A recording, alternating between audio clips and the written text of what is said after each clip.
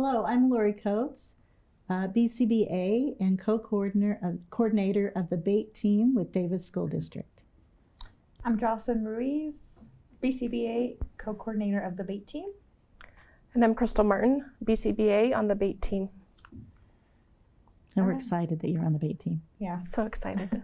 All right, we're back with another episode of BATE Debate, topics we're tackling. BATE Debate addresses simple research-based behavioral practices that work with individual students or groups of students in school settings. The situations and questions that we talk about are adapted from what we are hearing and seeing in schools. These are common struggles with students of all abilities. And although they are simple strategies, they will be effective at decreasing challenging behavior and making your day just a little bit easier. We're excited to share these strategies to make them available to SPED teachers, gen ed teachers, and all other staff working in schools. Again, don't forget to follow us on our social media. That's at behavior_in_progress on Instagram, TikTok, Facebook, and YouTube. All right, last time we talked about trauma and the brain. What is our topic for today?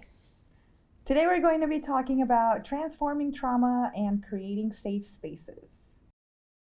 Lori, why is it important for educators to be trauma informed? Well, as we talked about in our last episode, trauma can impact students in so many different ways, both academic and their sense of self. As educators, we need to be helping students feel safe and feel respected when they are in our classrooms. So what should the classroom provide for students who may have experienced trauma, Crystal? It should provide an environment that is supportive both physically and socially. That's going to benefit those students who have experienced trauma, and it's also going to benefit all students in the class. Right. That's the most important part, right? Yeah. Jocelyn, what does it mean for an environment to be physically supportive? In a supportive physical environment, we first look at basic needs being met. So I think that hierarchy of basic needs, such as making sure students are fed, clothed, they have shelter, water, all those things that we need as humans to survive. We can't expect students to be able to learn if they're hungry or if they're feeling tired.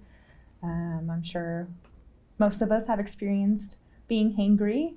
That definitely is a real thing, and if you think about those times, you're probably not your best self. No. So making sure those basic needs are met. Also providing an environment and classrooms that are uncluttered and comfortable. This helps us feel safe where we are. And I know myself too, I'm less productive if I'm in an environment that is cluttered and makes me feel anxious.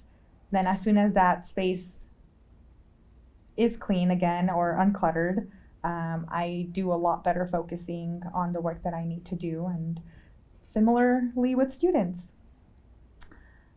Let's see. Also, as much as we can, trying to minimize those stressors or triggers that we've identified that may be causing some anxiety or other feelings.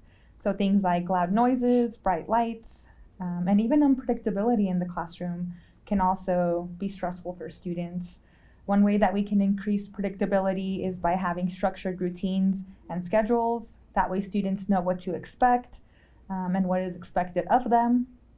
If they know that, they're more likely to be successful. What about a supportive social environment? Well, this gets back to our topic that we've had before of relationships and reinforcement, because they're huge. We cannot express enough how critical those relationships are between, and rapport is between educators and students. Sometimes students who are experiencing trauma or have experienced trauma have strained relationships at their homes or in their communities as well. And teachers who are trauma informed can be aware of these kinds of things, and they can find a way to make school one of the most positive places for the student. By building relationships that are rooted in empathy and respect, getting to know their students, it helps the student feel safe in the classroom, as we talked about safety back as those basic needs, and those are critical for students. Along with establishing safe relationships, reinforcing students, our favorite topic, for positive behavior that increases the positivity for everybody. Students can fall in a hole, especially students who've experienced a lot of trauma, where they believe that other people around them are feel badly about them and have a negative outlook on them, especially if this is their culture and climate at home. If we don't remind them about the positives, we don't praise them for the positives, then they won't be able to change their perspective about themselves and work towards that and work towards those positive relationships. So reinforcement and relationships become the biggest critical component of a supportive environment. Thank you for tuning in to our episode of the BATE Debate. We're so excited to have this opportunity to share behavioral strategies.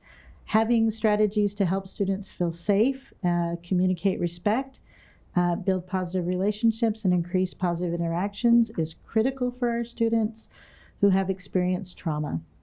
We hope the information presenting today was meaningful, and we also have some more exciting topics to look forward to in the future. We want to be able to keep you and your educator friends reeled in. So like and share, and we'll catch you next time.